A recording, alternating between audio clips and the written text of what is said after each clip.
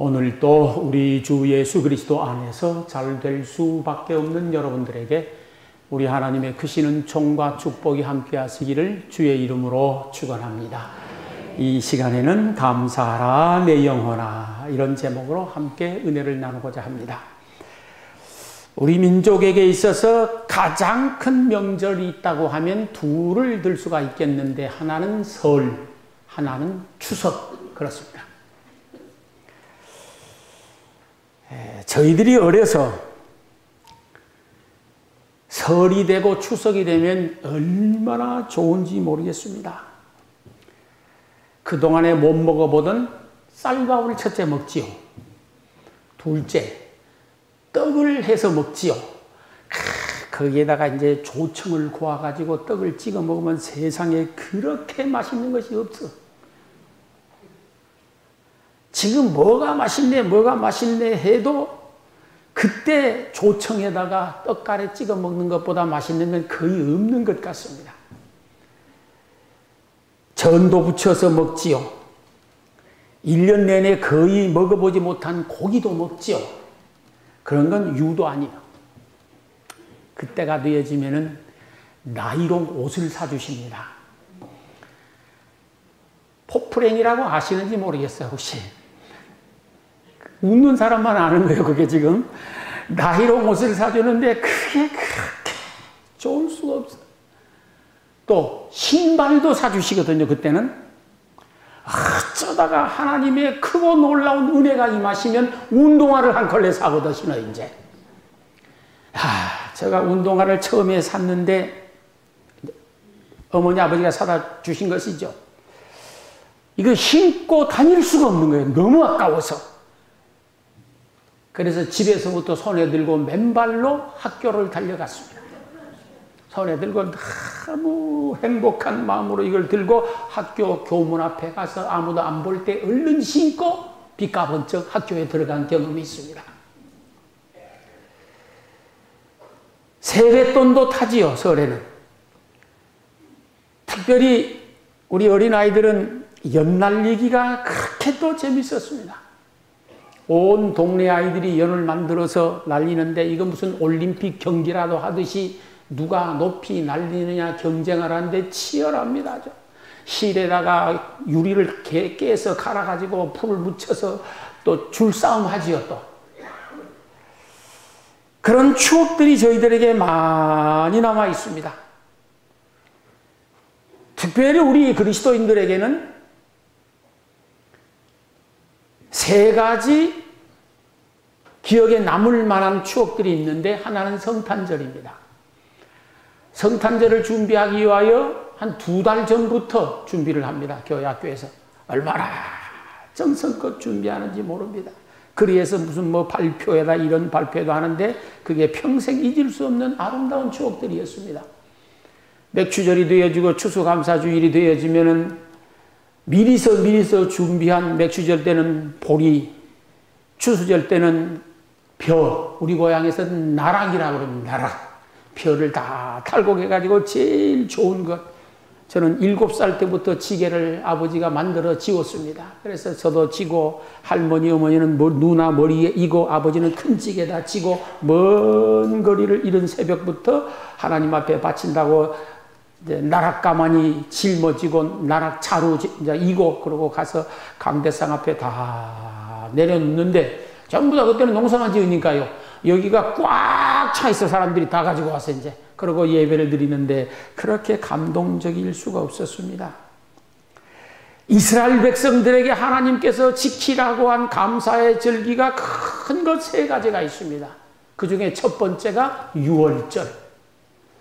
이스라엘 백성들이 애굽에 들어가서 430년 동안 노예 생활을 하고 죽을 고생을 했었는데, 하나님의 특별한 은혜로 해방이 되지 않습니까?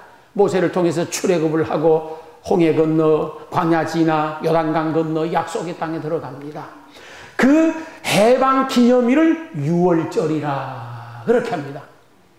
유월절이라고 하는 것은 7월절 밑에나 5월절 위에가 아니고, 그 6월은 넘어갔다라는 뜻에서 6월인 겁니다. 그래서 6월절. 그 다음에 하나는 초실절이라는 것이 있습니다. 초실절이란 무엇이냐고 하면은 이스라엘 백성들이 광야 지나 이제 약속의 땅에 들어갔습니다. 들어가서 첫 번째 농사를 지은 것이요. 첫 번째 열매를 수확해가지고 너무 감사해서 최소한 40년 넘고 처음으로 농사를 지어본 거예요, 지금. 그전에는 노예 생활하면서 농사를 지었는데 자기 스스로를 위하여서 농사를 40년 만에 처음 짓고 첫 열매를 수확하니까 이 감동이 말할 수 없이 컸었습니다. 그래서 하나님 앞에 일주일 동안 감사의 절기를 지킵니다. 그게 초실절 또는 맥추절 그렇게 합니다. 세 번째는 수장절이라고도 하고 초막절이라고도 하고 장막절이라고 하는데 우리 같으면 추수감사절입니다. 이스라엘 백성들이 광야 지나고 또 약속의 땅에 들어갔습니다. 들어가서 가을 농사를 지어가지고 창고에다 저장을 하고 하나님 앞에 감사의 절기를 지키는데 겸하여 지키는 것이 무엇이냐고 하면 40년 동안 광야 생활을 하면서 텐트 치고 살지 않았습니까? 집 치고 산 게 아니라 텐트를 치고 살아서 장막을 치고 살았었거든요. 그것을 같이 겸해서 하나님 감사합니다 그러면서 지키는 절기가 우리 같으면 추수감사절, 그들은 수장절 그렇게 지켰습니다. 이 모든 절기는 감사의 절기입니다.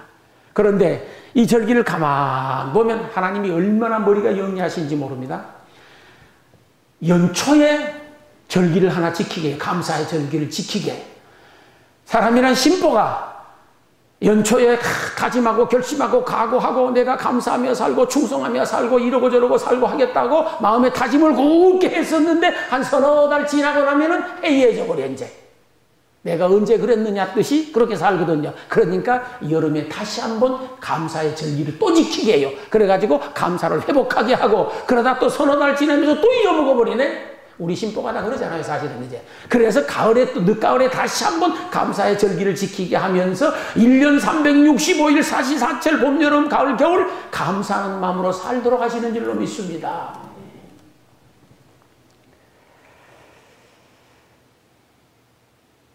이 감사의 절기를 하나님이 무슨 일이 있어도 지켜야 된다. 특히 남자들, 왜 그랬냐? 남자들은 그때 당시로 봐서는 남자 중심의 사회였었기 때문입니다. 가부장적 사회이기 때문에 이제 여자들 빼라 소리 아니에요.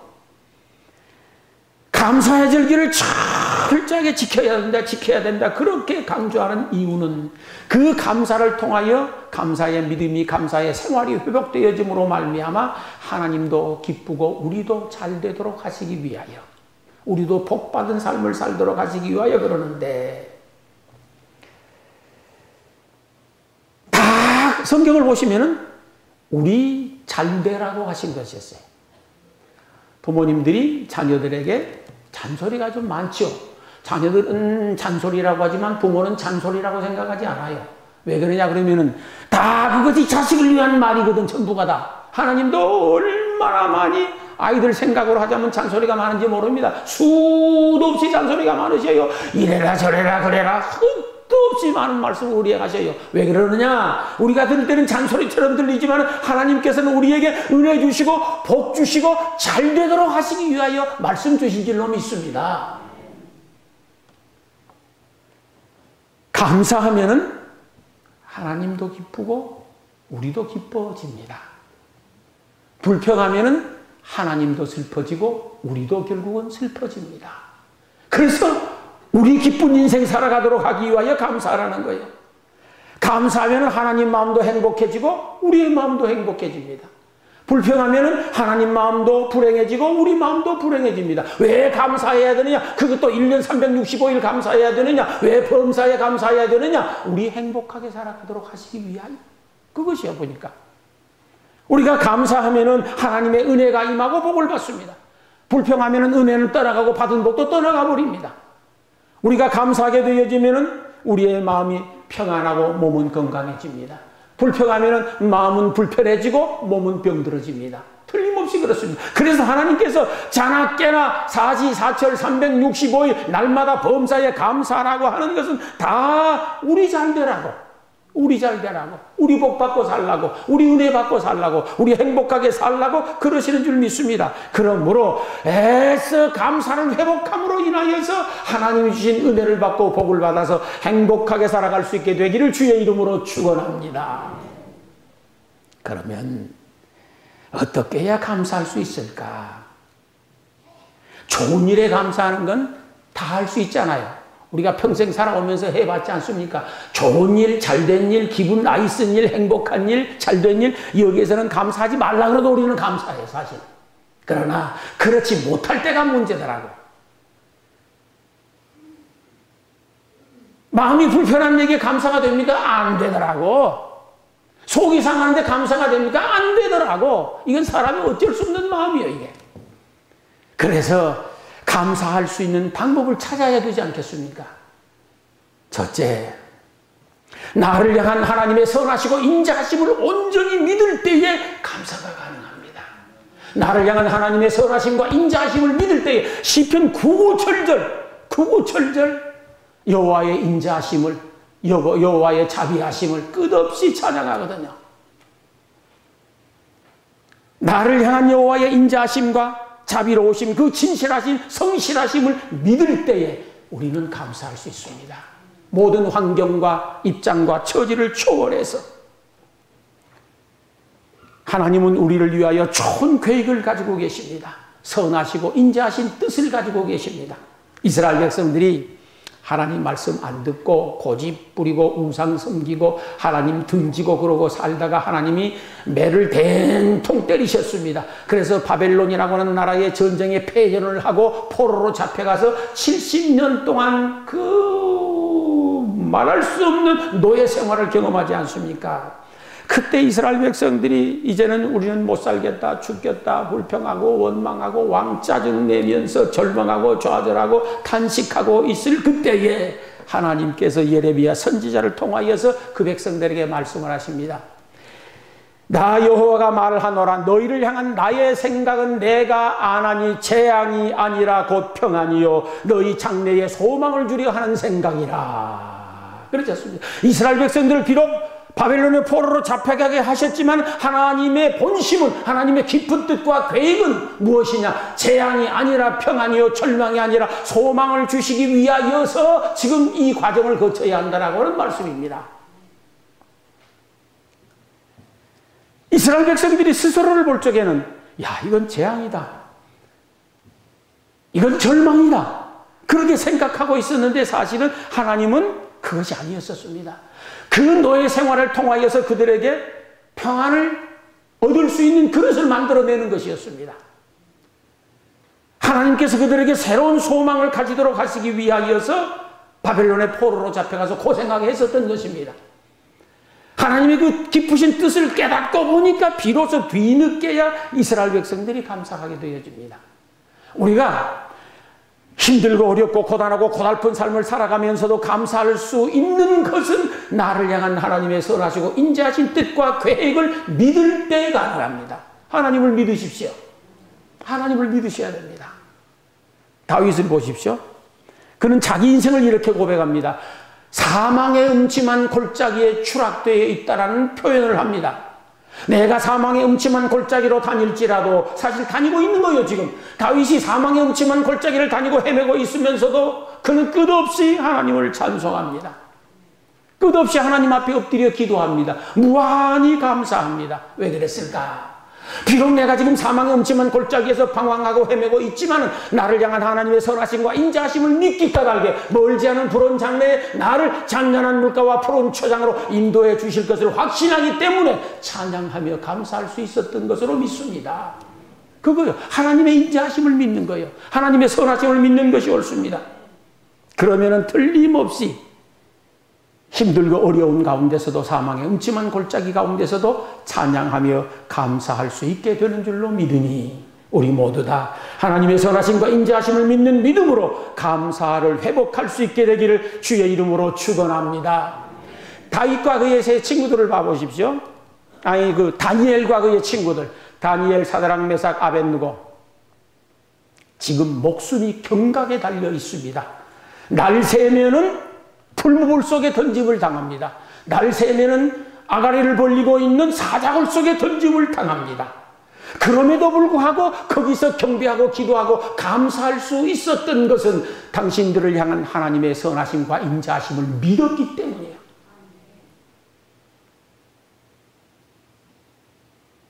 활활 타오르는 풀물 앞에서도 찬송할 수 있었고 감사할 수 있었던 것은 그들을 향한 하나님의 인자하심과 선하심을 확신했었기 때문이지, 그렇지 않으면 거기서는 까무라쳐서 기절해 죽었을 것이에요.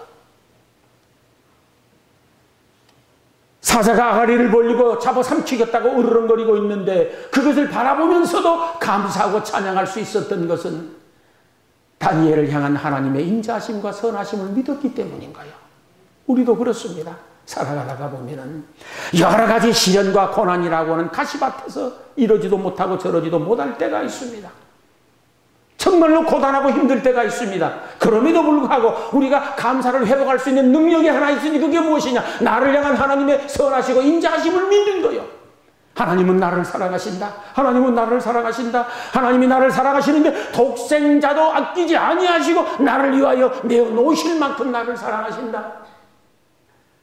그 하나님의 선하심과 인자하심을 믿는 믿음으로 감사하며 살아갈 수 있기를 주의 이름으로 축원합니다. 특히 우리 그리스도인들은 무엇보다도 예수 그리스도의 십자가를 생각하면서 감사할 수 있기를 소망합니다. 제가 누누이 드리는 말씀인데, 사람은 관점에 따라서 인생이 달라집니다.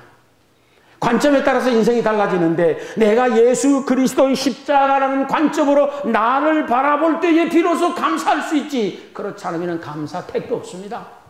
보십시오. 우리가 율법의 관점으로 나를 봅니다. 율법의 관점으로 나를 쳐다보고 죄와 사망의 관점으로 나를 쳐다보게 되어지면 우리는 용서받을 수 없는 죄인들입니다. 사도 바울의 고백처럼 죄인 중에 괴수 같은 사람들입니다. 앞을 보아도 저주받을 사람, 뒤를 보아도 저주받을 사람, 옆에를 보아도 저주받을 사람. 우리가 가진 죄와 허물이라고 하는 것은 진노와 형벌을 받고 마지막 지옥불에서 영원토록 저주를 받을 수밖에 없는 그런 사람들입니다. 율법의 관점으로 나를 쳐다보는 순간 우리는 기겁하고 기절할 수밖에 없습니다. 왜? 그 모습이 보이니까. 거기에 감사가 되겠습니까? 아니요, 감사 안 돼요. 내가 죄값으로 저주를 받을 것이다. 내가 죄값으로 형벌을 받을 것이다. 내가 죄값으로 버림을 받을 것이다. 내가 죄값으로 지옥에 떨어져서 영원토록 불구덩이에서 해결하지 못하고 고통을 당할 것이다. 그걸 생각하는데 어떻게 감사가 나옵니까? 그게 무슨 감사가 나오겠습니까? 안 나오는 거예요. 십자가의 관점으로 나를 바라볼 때 많이 우리는 감사가 가능합니다. 십자가의 관점으로 나를 딱 쳐다보니 오메 나는 모든 죄에서 용서받은 사람이네. 형벌은 떠나가버리고 은혜는 임한 사람이네. 저주는 떠나가버리고 축복은 임한 사람이네. 마귀는 떠나가버리고 하나님의 자녀가 된 사람이네. 지옥 갈 사람이 천국 갈 사람으로 바꾸어져 있네. 저주받을 사람이 복받을 사람으로 바꾸어져 있네. 십자가의 관점으로 나를 보면 틀림없이 감사가 나옵니다. 감사가 나옵니다. 그럴 수밖에 없습니다. 십자가의 관점으로 바라볼 그때에 희망이 생깁니다. 소망이 생깁니다. 삶의 용기가 나옵니다. 기쁨이 생깁니다. 그래서 감사가 나오는 거예요. 여러분들의 삶의 순간순간마다 힘들고 어려울 적마다 율법의 관점으로 나를 보는 것이 아니라, 그래서 절망하고 좌절하는 것이 아니라 십자가의 관점으로 나를 들여다보므로, 십자가로 나를 쳐다보므로 감사하고 행복하고 기쁘고 즐겁게 그렇게 살아갈 수 있게 되기를 축원합니다. 복음이란 무엇인가? 십자가와 부활인 거예요. 우리가 부활의 믿음을 가지고 살아가면 감사가 가능합니다. 틀림없이 그렇습니다. 보십시오. 부활이라고 하는 것은 살아나는 것, 일어나는 것, 회복되는 것, 좋아지는 것, 기타 등등 이런 것들을 부활이라고 합니다. 그 부활의 소망, 부활의 믿음이란 무엇인가? 나는 살아날 것이야. 내 인생은 다시 회복될 것이야. 다시 좋아질 것이야. 이것을 믿는 것을 부활의 소망, 부활의 믿음이라고 그렇게 말을 합니다. 여러분이 이제 나는 이러다가 죽을 것이야. 나는 이러다가 망할 것이야. 이러다가 내 인생 비참하게 끝날 것이야. 나는 별 볼 일 없는 사람이야. 그러는데 감사가 나올 수 있겠습니까? 안 나오는 거예요. 그러나 부활의 믿음을 가집니다. 부활의 소망을 가집니다. 아니야. 나는 틀림없이 살아날 것이야, 일어날 것이야, 좋아질 것이야, 회복될 것이야. 끝없이 부활의 믿음을 가지게 되어지면 희망이 생기고 용기가 생기고 마음의 평안이 찾아옵니다. 그래서 감사가 가능한 거예요. 여러분들 가슴마다 모든 절망의 옷을 벗어버리고 희망의 옷을 입을 수 있기를 소망합니다. 부활의 믿음, 부활의 소망을 가지게 되어지면 틀림없이 여러분의 미래가 긍정적으로 보여지고 기대가 되어집니다. 거기에 감사가 나옵니다. 어떤 상황 속에서도 부활의 믿음 가지고 감사하며 살아갈 수 있게 되기를 소망합니다. 지금까지 내 인생이 아무리 고단했다고 하더라도, 아무리 고달팠다고 하더라도, 아무리 사망의 음침한 골짜기 같은 삶이었었다고 하더라도 아니야, 하나님의 은혜로 나는 틀림없이 살아날 것이야, 회복될 것이야, 좋아질 것이야, 일어날 것이야. 믿음을 가지면 행복해지고 용기가 생기고 감사가 나옵니다. 그 믿음이 있을 때에 비로소 내가 지금 새우잠을 자고 있어도 고래의 꿈을 꿀 수 있는 거예요. 거기에서 부활의 믿음이 우리를 얼마나 희망차게 하는지 모릅니다. 부활의 믿음이 우리를 얼마나 행복하게 만드는지 모릅니다. 욥을 한번 보십시오. 아무리 사람이 망조가 들었다고 하더라도 욥처럼 되는 사람 아직 나는 70평생 못 봤습니다. 하룻밤 사이에 10자식이 다 죽어버렸습니다. 평생 모은 재산 다 잃어버렸습니다. 바닥입니다. 몸은 병들어서 온몸에 악창이 나서 만신창이가 되어버렸습니다. 마누라는 당신이 섬기는 하나님이 어디 있냐고 그 하나님 저주하고 뒤지라고 도망쳐버렸습니다. 친구들 찾아와서 네가 남몰래 지은 죄가 무엇이냐고 빈정됩니다. 더 이상 잃을 건 하나도 없습니다. 그 처절한 절망과 골짜기에 추락한 욥이 원망하지 아니하고 감사하며 찬양했었습니다. 그 힘이 어디서 나왔을까? 그 힘이 어디서 나왔을까? 그토록 처절하고 그토록 비참한 지경에 있으면서도 감사하고 찬양할 수 있었던 것이 어디서 나왔었을까? 부활의 믿음이요, 부활의 소망입니다. 나의 가는 길을 오직 그가 아시나니 그가 나를 단련하신 후에는 내가 정금같이 나오리라. 내가 정금같이 나올 것이라는 부활의 믿음이 있어서 그 처절한 상황 속에서도 감사하고 찬양할 수 있었던 것으로 믿습니다. 우리가 그것이요. 비록 어떤 처절한 상황에 직면해 있다고 하더라도 하나님의 은혜 가운데 나는 정금같이 다시 나올 것이야. 다시 회복될 것이야. 다시 살아날 것이야. 다시 일어날 것이야. 그 믿음 가지면은 비로소 감사가 나오고 그리고 결국은 그 믿음대로 살아나고 일어나고 회복될 줄로 믿습니다. 생각해보니 잃은 것, 없는 것, 그것 바라보고 그것 생각하면 속상하고 꼬라지 납니다. 그러나 가진 것, 남은 것, 있는 것, 그것 바라보고 그것 생각하면 감사가 나옵니다. 여러분 어떠십니까? 없는 것 생각, 잃은 것 생각하면 끝없이 가슴 답답해집니다. 그러나 아직도 남은 것, 아직도 있는 것, 아직도 소유한 것, 그거 생각하면 감사할 수 있습니다. 생각해보면 그렇습니다.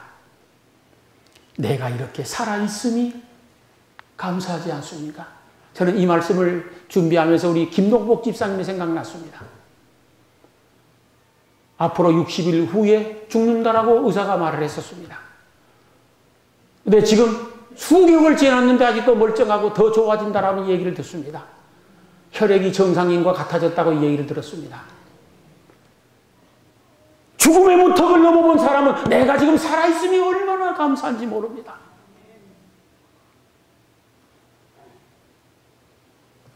코로 호흡할 수 있다는 것이 나는 그걸 감사해 본 적이 별로 없는 것 같습니다.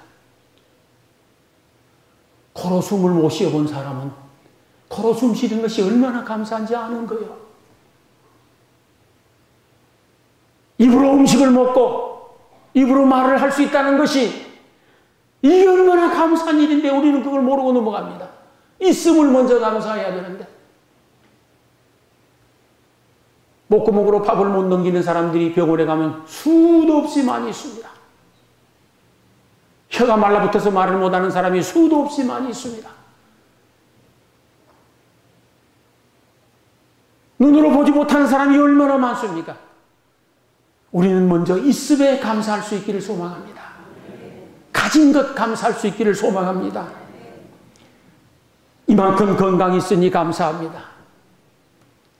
사랑하는 가족이 있으니 감사합니다.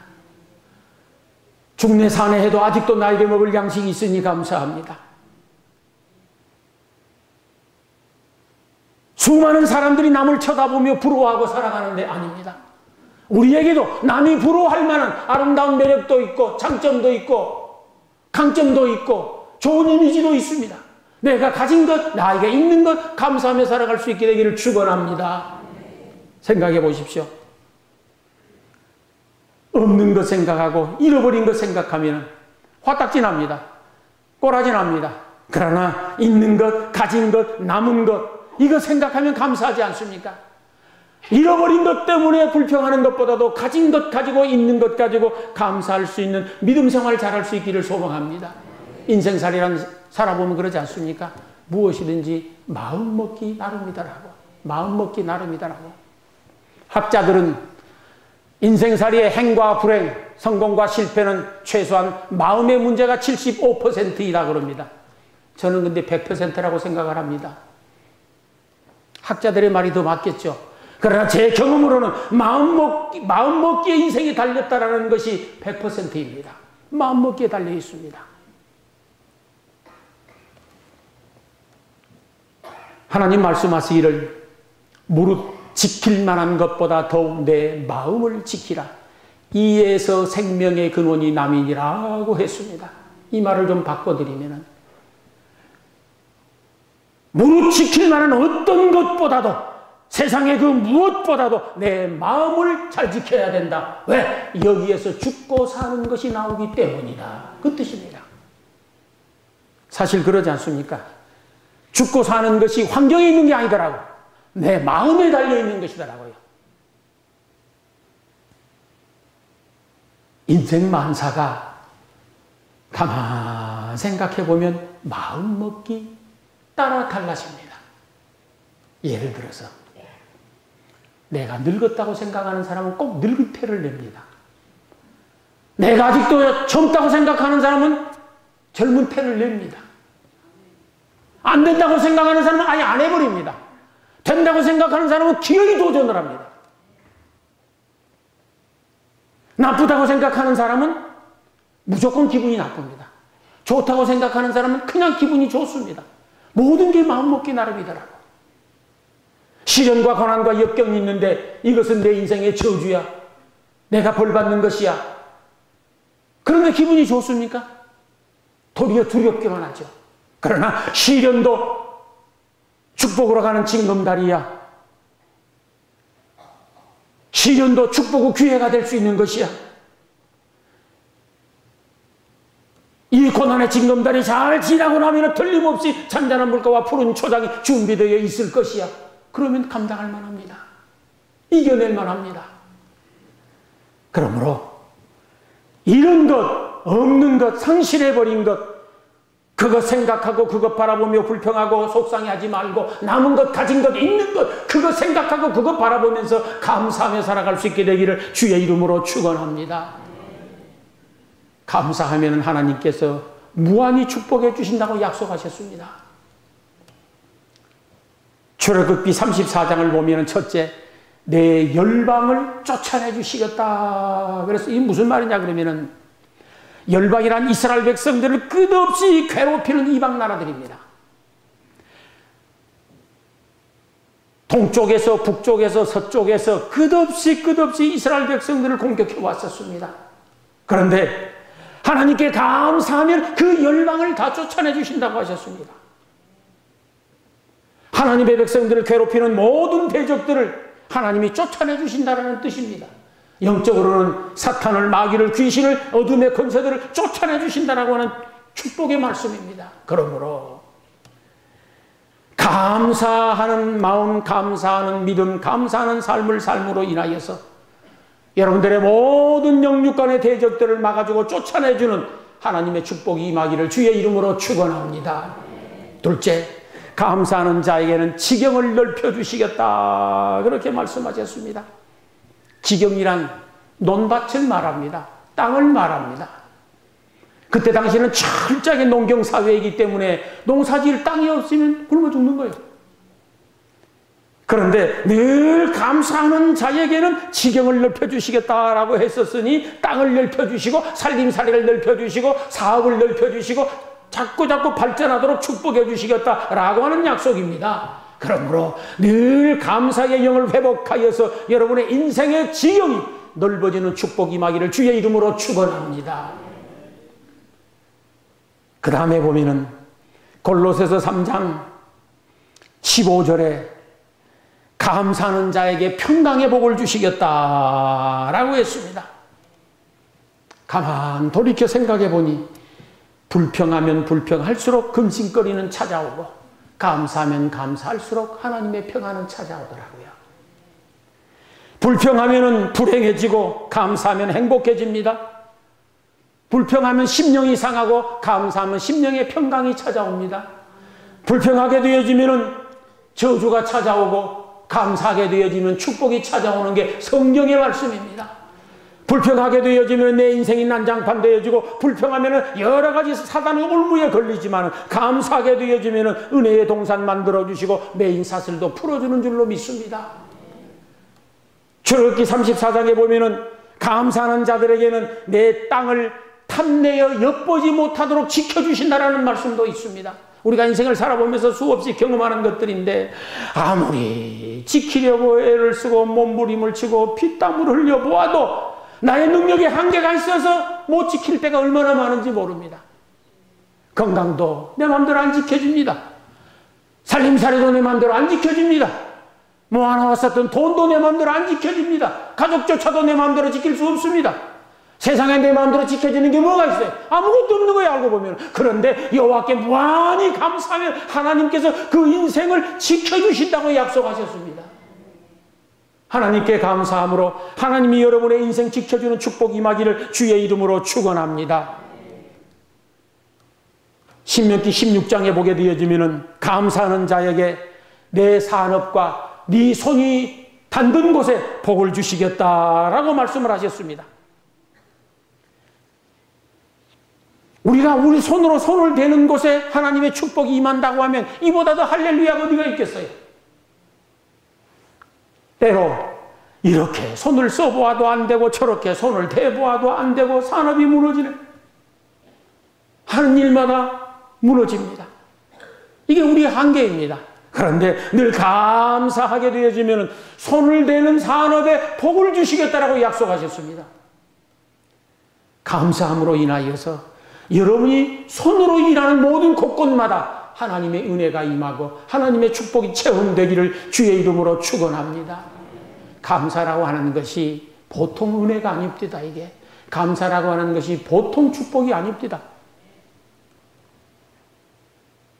어느 은혜 어느 축복 감사만큼 한 것이 있을까? 그런 생각도 해봅니다.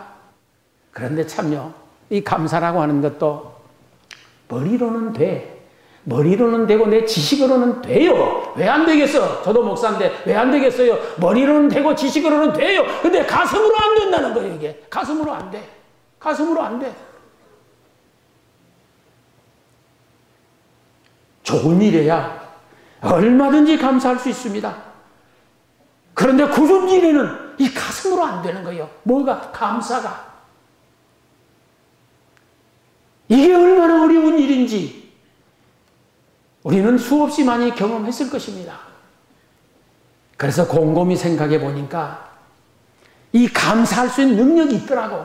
감사할 수 있는 능력이 어디서 나온 것인가 생각해 보니 믿음이더라고. 믿음 아니고서는 감사 자체가 안 되는 거예요. 이게 아무리 하려고 해도 안 되는 거예요. 믿음만이 감사할 수 있는 거예요. 이게 믿음만이. 예를 들자면 나를 향한 여호와 하나님의 선하시고 인자하심을 믿을 때 감사가 나와. 십자가의 관점으로 보여진 나를 믿을 때 감사가 나와. 부활의 관점으로 보여지는 나를 믿을 때 감사가 나와. 나의 미래를 긍정적으로 바라보는 믿음이 있을 때 감사가 나와. 모든 것이 합력하여 선을 이룰 것이라는 하나님의 말씀을 믿을 때 감사가 나오더라고. 믿음이 감사의 능력이었습니다. 오늘도 마찬가지입니다. 우리가 하나님 앞에 머리로가 아닌 가슴으로 감사하기 위하여서는 믿음이 있어야 됩니다. 하나님을 믿고 십자가를 믿고 부활을 믿고 말씀을 믿고 나를 향한 선하고 인자하심을 믿을 때에 감사는 영혼으로 감사하고, 그래서 하나님께서 약속하신 모든 은혜와 축복을 받아 누릴 수 있는 줄로 믿습니다. 이번 추수감사주의를 통하여서 감사의 믿음이 회복되고 감사의 영혼이 살아날 수 있기를 축원합니다. 그리하여서 하나님이 약속하신 모든 은혜와 축복을 풍성히 받아서 우리의 남은 미래가 행복해질 수 있기를 주의 이름으로 축원합니다.